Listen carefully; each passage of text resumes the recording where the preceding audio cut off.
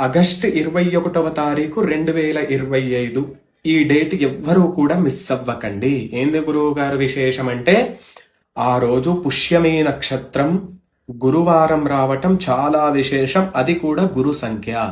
గురు సంఖ్య ఏంటి? 2+1 3. 3 అంటే సంఖ్యాశాస్త్రంలో దాన్ని గురు సంఖ్య అని అంటారు. కాబట్టి గురువు యొక్క అనుగ్రహం కావాలి అంటే, నేను అయితే బంగారం కొనమని అయితే చెప్పను.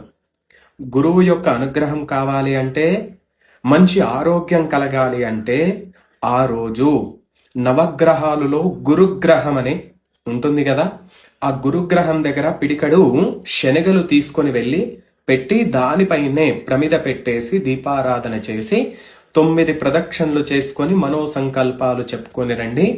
అన్నీ కూడా సిద్ధిస్తాయి. గురుబలము చేకూరుతుంది. శివానుగ్రహమస్తు.